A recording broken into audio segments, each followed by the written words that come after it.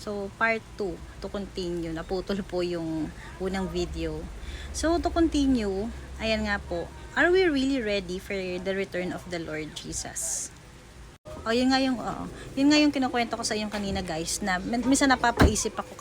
Kasi ever since talaga, independent ako. And marami akong opportunities na sinusubukan to earn. Especially yung mga trabahong ngayon, yung mga freelance, ganyan. And minsan may time na papagod din ako kasi minsan yung tipong you're doing your best. Pero parang yung hindi mo naman na receive yung good results. Or yes, binibless naman ni Lord. May mga time, lalo na nasa sales ako ngayon, na pag wala kang benta, nadi-disappoint ako kasi kumbaga, kung wala kang benta, wala kang pera, 'di ba? Unlike yung meron kang fixed na salary pag may work ka, kahit papaano, 'di ba? Meron kang pang araw-araw. Sabi ko, nag-a-apply naman ako ngayon at napakahirap pong humanap ng trabaho ngayon sa kalagayan ng ng Pinas, 'di ba? Yung situation natin ngayon, talamak ang korupsyon at bagsak yung ating ekonomiya. So, ang hirap paghanap ng trabaho. Nag-a-apply naman ako kasi I also want to help my husband. And syempre, sayang yung pinag-aralan natin, 'di ba? Pero iyon, meron din akong mga tinatry na business opportunity na mga kaibigan ko na ino-offer sa akin. And blessed naman din ako kasi kapag may mga ganyang opportunity, ako yung naalala nila. Lalo na alam nila wala akong kailangan ko ngayon. So, para mo minsan naisip mo, biglang marirealize mo na, lalong narinig ko tong message na to, sobrang timely.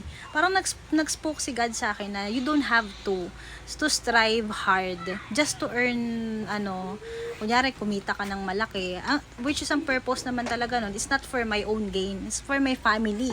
Syempre, lahat naman tayo magsusumikap, lalo na laki ka sa hirap, di ba? Laki ako sa hirap. So, kailangan mong kumayod. Hindi pwedeng mamatay kang mahirap, para ganun. Pero yung may nagsabi kasing kaibigan ko na, wag mong hayaang di kayo yumaman.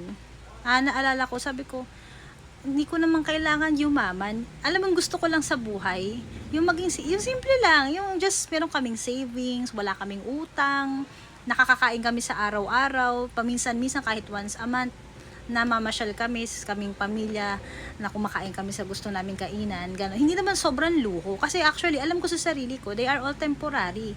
What's the point, diba, na mag-i-invest ka sa mga gano'n, like malaking bahay, or sasakyan, or ganito. Bonus na lang yan, kung bibigay ni Lord, pero hindi natin pwedeng panghawakan kasi temporary. So, napaka-timely ng message na to, na marinig talaga nating lahat. Kasi ano ba talaga, ang importante, like kanina sinabi nga ng asawa ng pastor namin, yung mga kasama namin sa ministry, sa Women to Women, nagpunta sila sa mga jail to share the gospel, and naiyak talaga ako, na-move yung heart ko. Ang galing nila, napaka-bold nila. Nagawa ko din last time yon, nag-share din ng gospel sa mga random strangers, pero mas sobrang, ito yung ginawa nila yon dahil gusto lang nila, hindi dahil may ministry lang na sinasabihan sila, meron silang schedule na puntahan nila, pero talagang on a Monday daw, para bang goal na nila yon, na mag-share sila ng gospel doon.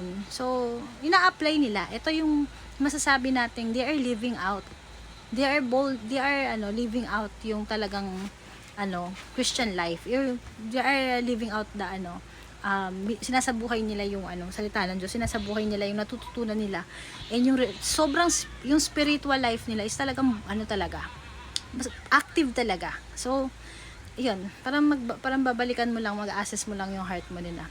Ako naman lang minsan talagang natotorn din ako sa mga things of the world, pero not in a way naman na nawawala ka talaga totally. Thankful ako kay Lord na lagi siyang nandyan to pull us back to the right track, to recalibrate, nabigyan tayo ng chance mag-recalibrate whenever na nawawala tayo sa alignment or na-discourage tayo, ganyan. So, sobrang ganda ng message na to kasi binibigyan tayo ng chance to really, realize, diba, na the most important thing that we could ever, we could ever achieve is yung genuine relationship kay God, and yung talagang magawa natin yung purpose natin, which is to share the Lord Jesus Christ to the people around us. Syempre, unahin mo family mo before anyone else. Yan. So, doon tayo mag-invest. Diba? Hindi natin, wala namang masama maging na ma-achieve mo yung pangarap mo. Pero, hindi ito dapat yung maging main priority natin. Ang main priority natin is to invest for God, for eternity. Diba? Isipin natin na yung life ba natin, is this the life that the Lord wants for us?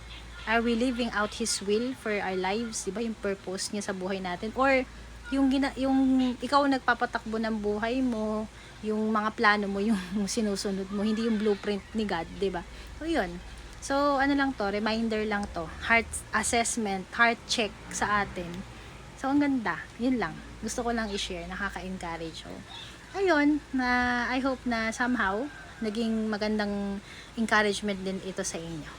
So next week ulit, pagka recap, magkakaroon ulit ako ng ganito. Gagawa ulit ako ng video regarding dun sa message para maka-encourage din sa inyo lagi. So, yan. Praying that this message blessed you and hope that you will encounter Jesus Christ and start a relationship with Him now. Now is the time for you to know the Lord and be saved. Salvation is now. And I hope that you will accept Jesus Christ in your lives today.